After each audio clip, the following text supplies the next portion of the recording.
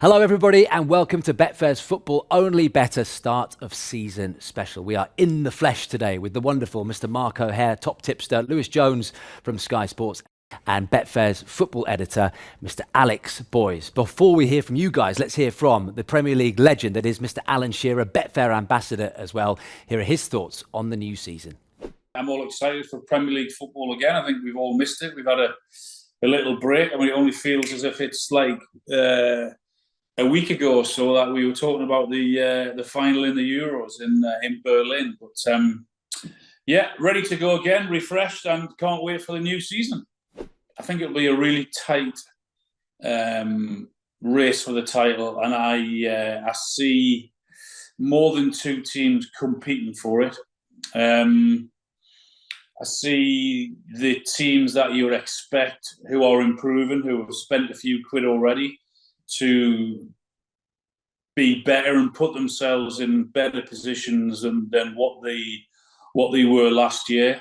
But I still see the top two in terms of City and Arsenal in the last week or two going for it. I mean, there's still so much can happen because of the transfer window. I mean, for argument's sake, if Arsenal in between now and the end of the transfer window go out and sign a big hitter centre forward, whether that's on loan, whether that's a permanent signing or what, then I really think they would have an excellent chance of winning the title.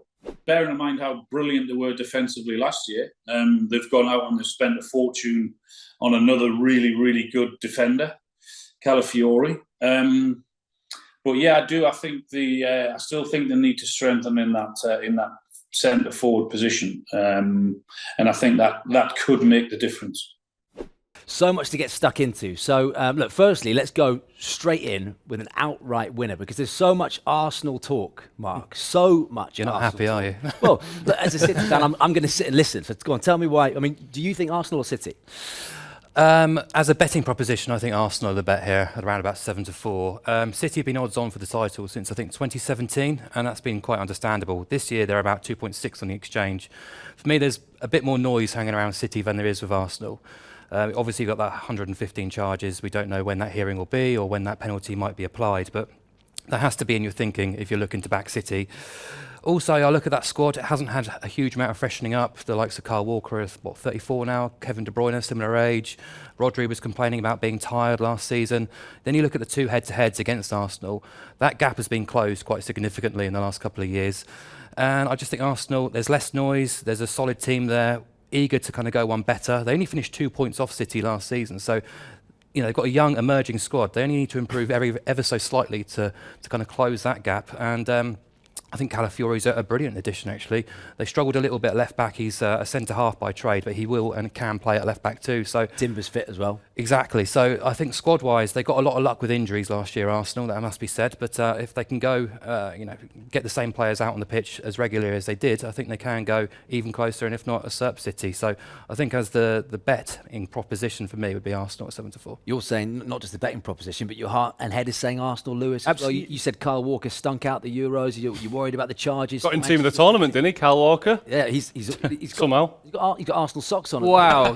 No, there's no bias involved here. Of course not. No, I do agree with Mark, actually. I'm glad we're on the same page, actually. I think there's an argument to suggest that Manchester City may just regress a little bit this season and Arsenal may improve. I do like the Calafiori signing. I think that way of playing with four centre-backs, more or less, now for Arsenal. You've got Ben White, Saliba, Gabriel and Calafiori. I think it's a really smart way of building a defence, and that defence led them to so much security last season. They were an absolute phenomenal defensive unit, and I can't see why that'll change. I think that'll improve a little bit. And as I said, the argument for Man City regressing, I think Walker's getting on a bit now, as you say. I wasn't impressed with him in the Euros. I think he can be got at. De Bruyne as well, his injury problems, he's such a massive player for them. I wouldn't trust him to sort of last the season. And there's the sort of reliance on Rodri as well, isn't there? Not the same team without him in there. So yeah, I would have Arsenal as the most likely winners for sure, but probably a little bit too short at 2.9 for an anti-post play. But there are ways to get them on side, and I'll get onto them in a minute. Yeah, Boysy, what the Betfair punter's saying. Who are the outright favourites for the Premier League title? And what do you think, Mr. Boys? Well, forget about what I think for now. Man City, they are the favourites at 13-10. Mark said it though, it's their biggest price to win the league since 2017-18.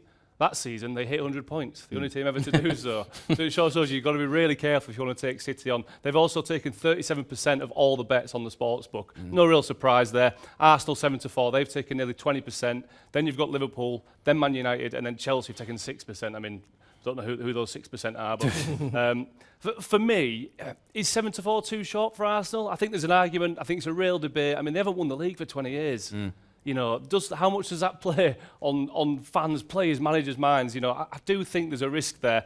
For City, I mean, Alvarez, if he's leaving, you know, do you know when De Bruyne was injured last season? Alvarez, he wasn't there to replace Haaland. He was the set-piece man. He was playing in number 10. He was really generating all the attacks, you know, creating all the best chances. He took that role from De Bruyne. So if De Bruyne's out this time, who's going to do that? But that's a great bit of business for City. 80-odd million absolutely. pounds potentially. They've got Savio. We have not even mentioned Savio. You know, he's come in for 30-odd million from. He was brilliant at Girona in the title race last season in La Liga, and he's come from France, hasn't he? But I mean, he looked decent in the Community I think Oscar Bob will have a good season as well, judging by his performance in the with those Community two, they Shield. probably won't replace Alvarez. You assume Grealish will be better this time around as well. He had a pretty poor campaign last time out, so they do have options. Yeah, but the big question for me is, what are City going to do now that Arsenal are the pickpocketing days are, you know, how can City even think about winning the title? Arsenal are so alert now, you know, thank God. They can't steal those points from Arsenal, can they? Thanks to the pickpocketers. Just quickly, Liverpool 13-2. They've had the third most number of bets on the sportsbook. Look, we don't know what's going to happen. We're talking about replacing Alvarez. You don't replace Klopp, do you? You have to do it differently, and that's a big thing. Who knows? Could be brilliant.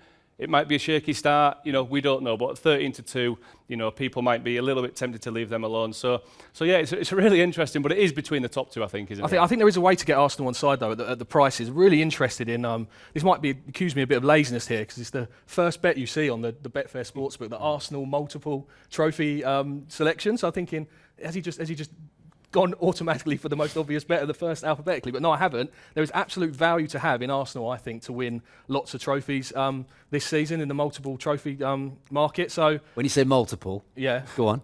I think they're 16-1 to win the Premier League and the FA Cup double, 16-1 for the Premier League Carabao Cup double, 100-1 for the domestic treble, and 500-1 for the quad. So if you want to get Arsenal on side, and this sounds a little bit outlandish, but the way that Liverpool went head-to-head with City, they showed that when there's a team that puts it up to them, they can go on all fronts. Because they had a couple of seasons where people were holding some very interesting anti-post prices, didn't they? Liverpool to win the quad, Liverpool to win the treble, 500-1, etc. That sort of the price was crashing throughout the season. And if Arsenal are going to sort of put it up to Man City, I think that's the way to get them on side, by backing them in all the big prices, and you can probably have a bit of fun with that over the season. I just think they're such a powerhouse, and I just think they're so far clear of the rest in the Premier League in terms of the top two. I think that's the way to get them on side, actually, in the anti-post market. You tried not to laugh there, Will. well, when he went to the quad for 500-1, I was. Remember, just quickly, final point on Arsenal. They didn't lose a single head-to-head game in the Big Six table last season. Completely unbeaten against all those rivals. City won just twice in 10 against the top six. You start closing that gap and you start picking up points in those games, then where does that belief take you? Perhaps to the title. And also, well, Man City didn't actually win a domestic cup last year, did they? Didn't win the FA Cup, didn't win the Carabao, didn't win the Champions League. It tailed off. It did tail off, didn't it? It is going to be close for sure.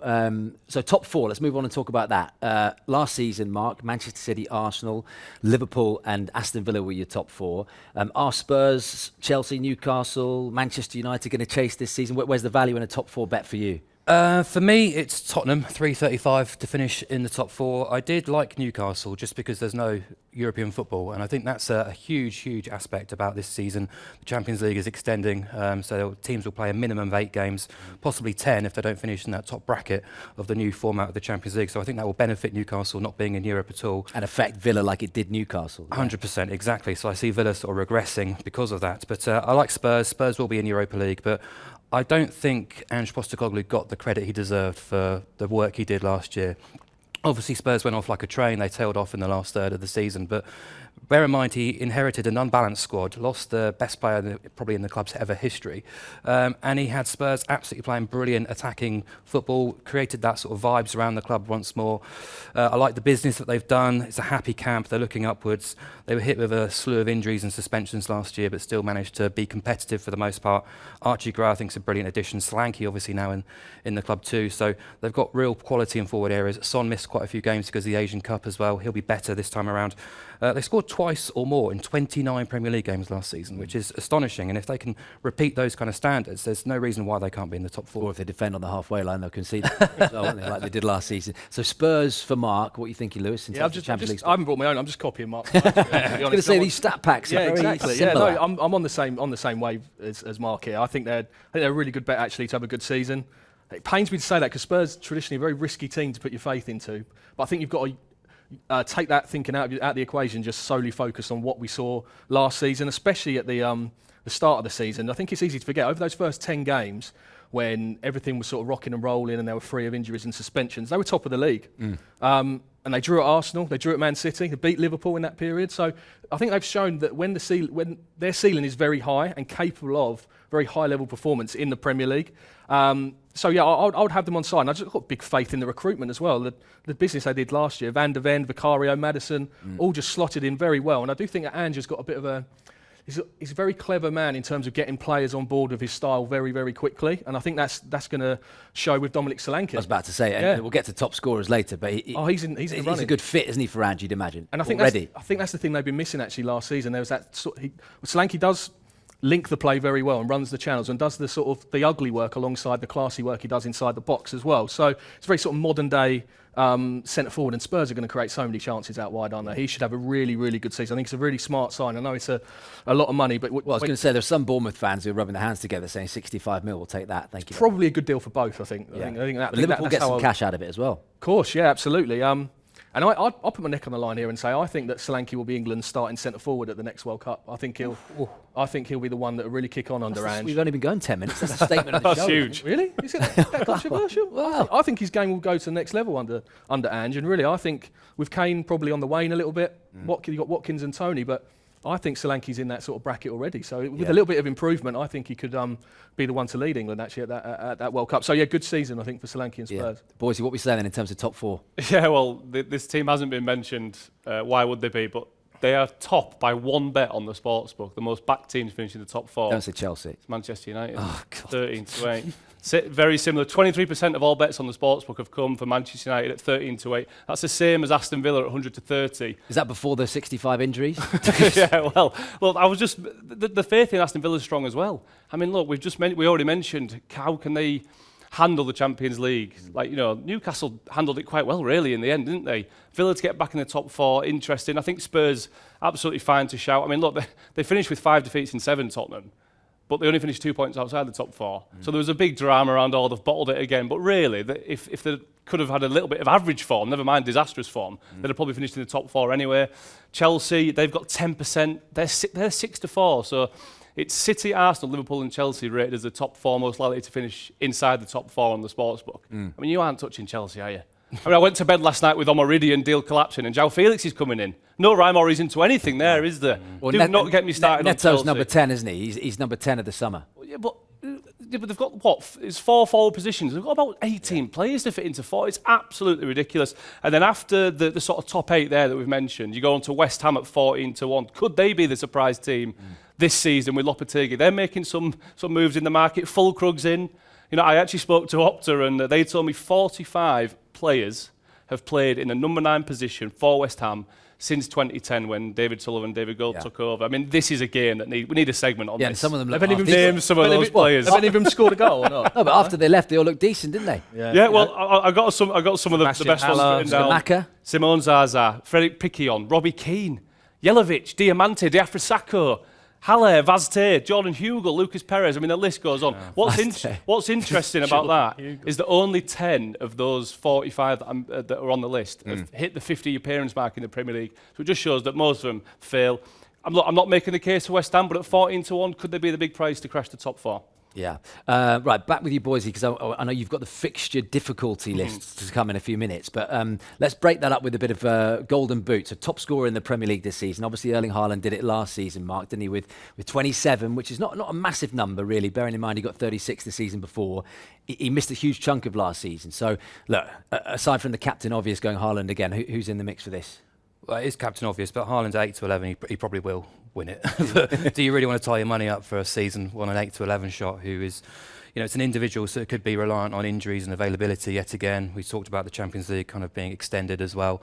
It could be Pep's last year. There could be a focus on the Champions League rather than the Premier League. We just don't know, so I'm happy to rule him out. I've got 3 names which I like the look of. We talked about Solanke. I'm not going to choose Solanke. I'm going to choose Son instead at 25 to 1.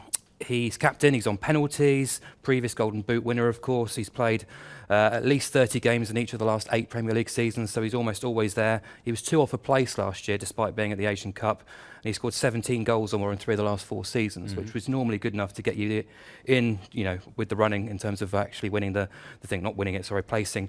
Kai Havertz as well, 33 to 1. We've just talked about Arsenal being a strong contender to win the thing. 33 to 1 for your starting striker to be the top goal scorer. It just doesn't add up to me. 13 of his 19 goals across all competitions came from February onwards, when of course he was moved to a more central attacking position. Can't knock that price, to be honest. I think he should be probably half it, considering he's playing for Arsenal. And just a bit of a wild card, but I thought Christopher Nkunku at 50 to 1 at Chelsea. Chelsea could be anything. I'm not expecting them to be sort of top 4 contenders, but injury absolutely wrecked his first campaign. He still scored 3 goals in 9 appearances. He's a seriously talented, seriously versatile striker. Good in pre-season as well. Yeah, if he can stay fit, I think he's 5 to 6 on Betfair elsewhere to score at least 15 goals. So he's odds on to score at least 15. If he scores at least 15, he's going to be in the running to get close to a place, and you're getting 50 to 1. So I think each way shout there for Christopher Nkunku. Watkins, Isak, Palmer. Who's closest to Haaland's throne? It's interesting, this top goal scorer market. He's 1.83 on this exchange, so it's sort of like you have to ask yourself, do you want to back that or lay that, really? And it's hard to make an argument against him just based on the fact that the way that, because I do think he has got a chance of getting injured through the season. He's such a colossus of a man, isn't he? He's going to pick up injuries. But the way that Guardiola manages him, with the way that Man City play, in terms of he is just the focal point. He isn't asked to run the channels. He isn't asked to get involved with the play. I mean, week by week at Sky, when I'm live blogging, it's always a case of his touch. You always come to the touches. How many touches has Haaland had after like 30 minutes? And it's like 2 or 3. He doesn't get involved in the game. But I think that's a clear tactic from Guardiola to sort of preserve him, I think, in order so he doesn't pick up those injuries by having to play this high-octane sort of style. So I think this is why I'm struggling to find a really good each-way angle against him, because I do think he will just win, because I do think they'll keep him fit throughout the season, and if he gets 30, 35 goals, I think that'll be too high for any of them to hit. Did notice that Dominic Solanke was matched at 100 to 1 on the exchange for how much? 40 quid a few weeks ago, which is a bet I would be all over. Not my money, unfortunately, but he's now into sort of 18 to 1. So I think if you're on Solanke at big prices, I can definitely see that, and I think he will get over sort of 15, 20 goals easy in that Spurs team. So yeah, no bet for me on the top goal scorer market. And also, I think if the season was 3 or 4 weeks longer, Palmer was getting close and close on pens and everywhere at Stamford Bridge. Yeah, he'll have another great season, I think. I mean, he showed that in the Euros, didn't he? Absolutely stepped up in the big moments for England, the assist in the semi-final, the goal in the final. I think he's a big game player. He'll be there or thereabouts. It's just the doubts about Chelsea. It's so hard to really be conclusive about what sort of season they're going to have as well. So yeah. And was it 9 or 10 that were penalties? 9 which unfortunately, just that's very high. That's a lot of penalties that might not happen again. Might get 1 or 2 penalties this season. So I'm not taking anything away from him. He's absolutely brilliant player, but I think considering they might not get the same number of pens, that does affect it. Just quickly, Will, Haaland is taking 30% of all bets on the sportsbook for top scorer. No surprise there. Second on the list that hasn't been mentioned actually, Alexander Isak at Newcastle. What a great sort of mini career he's had in the Premier League so far. And by the way, on him, why have Arsenal not gone 100 million quid? Here you go. Let's get Isak. Or City. Why not City? What? Got money to spend, haven't they? Well, Isak and Haaland together. Yeah, why not? I mean, Arsenal needed more, don't they? I'm amazed. Sorry to interrupt you there. No, Arsenal, I'm amazed that they didn't go and get. And they may well still do something in the next couple of weeks. But Tony, now there's all this talk of Tony going to Saudi Arabia. 40, 50, 60 million quid. You'd get Tony, wouldn't you? He's out of contract in the summer. Tony, Isak, Watkins. £100 million on a couple of those and half that for Tony. And their season, then I would start to go near your 500 to 1. I think Arsenal share the goals out, Will, though. I don't think they need that centre forward to score all the goals. I think they can bring in Saka, Martinelli, Trossard, Havertz can chip in, set pieces as well. A lot of their goals come from set pieces. So I think that argument of having to go out and spend 100 million on a centre forward, I think in the modern day of the way football's built, I think you can just invest your money so you can get goals from all over the pitch. I think that's a more shrewd way of doing it, I think. Yeah, I just want to quickly finish off on Isak. 31 goals in 52 Premier League games. He's actually had a few injury issues as well. He doesn't play 90 minutes very often. He averages 70 minutes per game in the Premier League. If you can start to increase that number for someone like Isak, again, we've already mentioned Newcastle. They don't have European football this season. He's going to be right up there, isn't he? Last season, Boise, minutes per goal, 122 minutes. The only one that hit that was Haaland more. So if he gets a run of games, dangerous. Only the top 3 teams scored more goals than Newcastle last season. So if they can generate the same number of quality chances and score the same number of goals, he's going to be right up there. I mean, one name we haven't mentioned, I've got 2 quickly to mention. We actually don't have a top scorer without Haaland market, which is fair enough. What I am surprised is that we don't have a top scorer without Mateta market.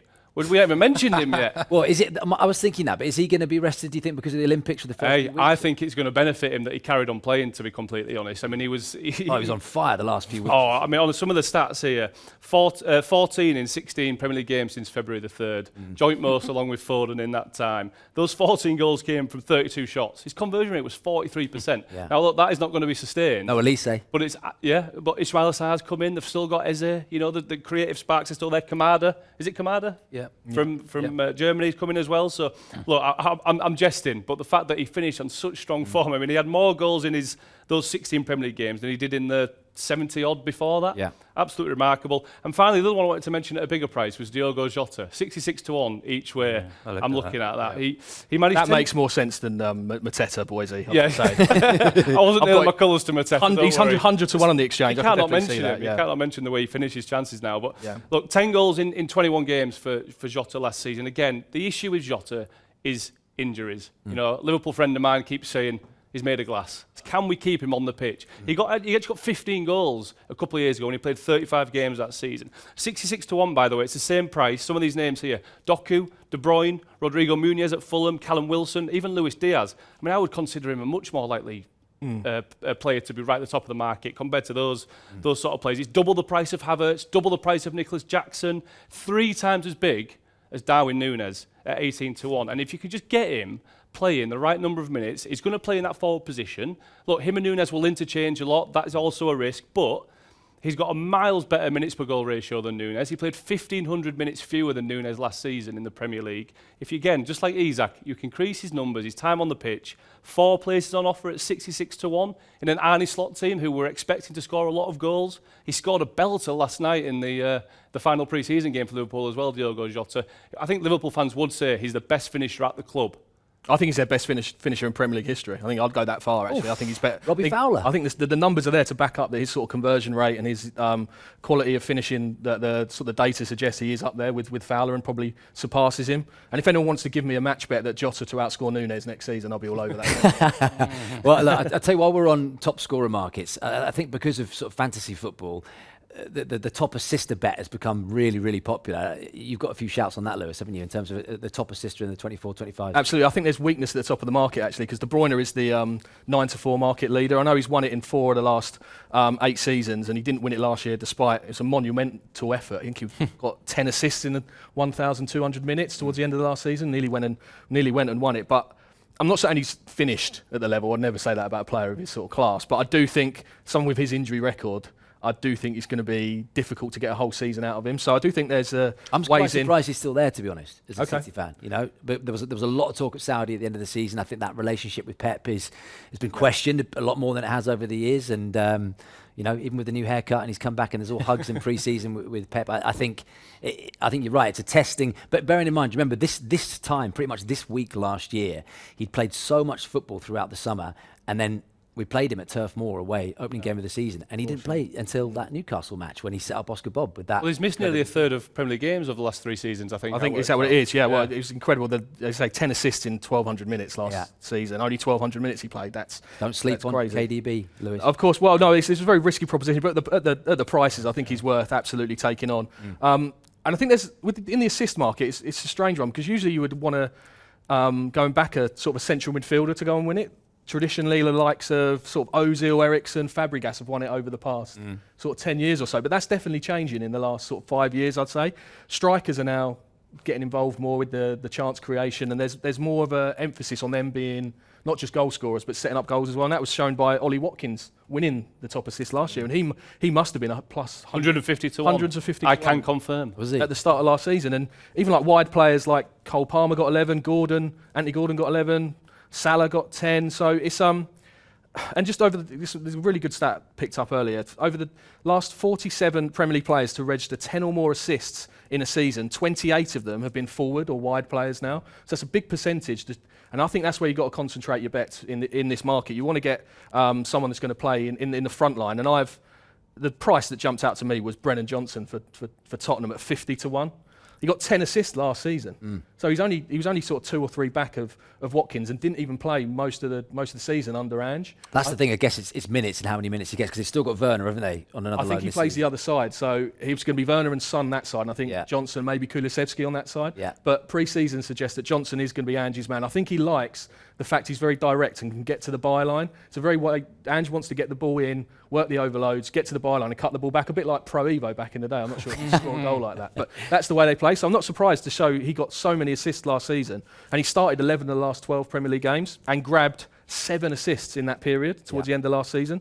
So yeah, that sort of style of football really in favour if you're having a bet in this market. So yeah, 50-1 Brennan Johnson. I'm definitely. Can I give backing 2 that. quickly? Of course you can. Very, very quickly. Martin Odegaard, 16-1, finished third last season. 16. It actually topped the prices in that topped the expected assists ranking, also topped the shot creating actions ranking. We talk about player availability. Over the last 3 seasons, as Arsenal captain, he's missed just 6 league games, which is absolutely outstanding. If you back him each way, you're getting out a 4-1 shot if he places. And as a long shot, Leif Davis of Ipswich. Oh, lovely. I want Ipswich to be really, really good. I think they will be exciting, entertaining, attacking. I worry about them defensively, but Leif Davis is a phenomenon. Like, I'm surprised he wasn't in the contention for England's squad in the summer, because he is that good and England was so weak at left back. He's won this award in the last 2 seasons during the League One and the Championship promotion.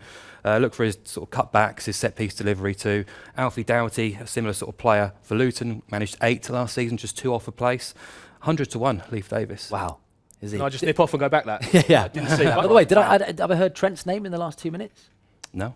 Change of style under Slot. I'm not sure the fullbacks get involved as much as they did under Klopp. So I would be. Is he playing fullback? Definitely. Well, this again. It's a very interesting proposal. That so I actually think the change in style will lead to central midfielders for Liverpool creating more goals and scoring more. I'm goals. glad you've said that, because I'm going to jump in here. Teeing him up. Sorry, mate. Because I have got a Liverpool player I just wanted to mention in this market, again at a bigger price, and it's just like the Jota one. We need to increase his minutes on the pitch, but at 40-1 for 4 places, Harvey Elliott. Yeah. Don't get me wrong, he's had a really good pre-season. He's assisted 2 or 3 in pre-season. He's actually ranked 7th in the Premier League last season for expected assists per 90. He topped all Liverpool players there. He's got 10 assists in this calendar year in all competitions. That's the most of any Liverpool player. He only Doku, De Bruyne and Rodri were involved in more attacking sequences per 90 than Elliott. That's whether he takes the shot, creates the shot, or is involved in the build-up to the shot. And he's just... Even when he had his loan spell at Blackburn in the Championship, he finished on 11-12 assists. I think he was second to Buendia that year. He's got that creative pedigree. It's just about getting his minutes on the pitch increased. And some of these players that were on the periphery under Klopp, we might see him come to the fore a lot more under Arne Slot. We don't know, but until we know, I think at 40-1 for 4 places, I think that's well worth a go. Yeah. A couple of offers to tell you guys about. Remember that if you bet £10 on a team to win the Premier League, you get a free bet every time they score in August. Opt-in required. It applies to the first bet placed on the Premier League outright winner market only. And a reminder that you can get a completely free ACCA or bet builder on football, available each weekend of August. Max free bet varies from £1 to £10 per customer. Opt-in required. T's and C's apply. And Boise, you've got the fixture difficulty rating across those first 3 games, haven't you? Yeah, which is perfect for the offer, because the 6 teams do have a game on September the 1st, but they will qualify for the offer, of course. So according to Opta, it's actually Forest and Fulham who are 500-1 in the outright winner market. They have the easiest starts to their season. That's despite Fulham going to Old Trafford on the opening day. I suppose, absolute gimme, isn't it? They won there last season. We've mentioned Liverpool 13-2 for the title. They've got the 4th easiest start. They go to Ipswich, then is it Brentford, and then they go to Old Trafford as well. They could have a flying start to the season. Newcastle 33-1. They could be worth a shout. in this offer each way again on the sportsbook. They've got the third easiest start according to Opta. And just quickly, some sides to avoid. Poor old Ipswich. They've got the hardest start. They've got City and Liverpool in the first 2 games. Welcome back to the Premier League, Ipswich Town. And then you've got Chelsea 14-1 and Manchester United 20-1. They've got the 3rd and 6th most difficult starts according to Opta's rankings. So for me, Newcastle, I think at 33-1 could be the fun bet here. Yeah, right, let's talk relegation, doom and gloom, guys. Who are we sending down? Where's the value in a relegation bet? Remember last season that the 3 promoted teams, they went straight back down, didn't they? Luton, Sheffield United and Burnley. So Southampton, Ipswich and Leicester, I'm sure, well, boys, you'll tell us in a minute, will be the odds-on favourites. I mean, how close are Forest, are Brentford going to run them? Other teams who might struggle, Lewis, what were you thinking relegation? I want to concentrate on the newly promoted teams because I think it's really interesting as they make up much of the market actually. And I'd be more positive on Ipswich and Southampton than the market suggesting. I think Leicester have got probably the tallest order out of all 3 to stay up. But Ipswich, I've just got so much faith in the manager. I think he's really, really exciting, Kieran McKenna. And I'm just fascinated to see how he gets on pitting his wits against sort of like Guardiola and Arteta and Emery in that bracket as well. He's such a good in-game manager, McKenna. I think this is shown by the stats last season about how he changed games for Ipswich. Ipswich won 32 points from losing positions last season. I think that is down to the manager's in-game sort of nous and his analytical brain. He can sort of see a game really, really well. And they scored 23 goals from substitutions. So substitutes scored 23 goals in the Championship last year for Ipswich, which has never been seen before in the Championship. So that was a record. And I just can't wait to see how this Ipswich team make the step up. And I'd be quite keen on keeping them on side actually for the early part of the season. I think McKenna's willing to invest my money in McKenna's sort of genius to get them some points on the board. What are you thinking, Mark? It's 13-2 for all promoted 3 teams to be relegated immediately. It's a price I would never normally sort of look at but I do have big doubts about all 3, mainly defensively. Leicester have obviously lost their best player, their coach. Potential points deductions coming. For me, there seems like echoes of Sheffield United last season. I really like Ipswich, as I've said, but it feels like they've done a lot of sort of quality EFL business, a bit like what Luton did, almost with a mind to come back in 2 years' time. Southampton, I think, are really interesting for me. They are the bet at 2.18 on the exchange. They lost all 4 games against Leicester and Ipswich last season, conceding 13 goals. I know he loves Russell Martin. I'm not much of a fan, to be honest, and I think he'll stick to his principles, and I think Saints will get found out a little bit too much. Defensively, they are very gettable. Conceded 63 goals last season in the Championship. Can I come in there on Martin quickly? No.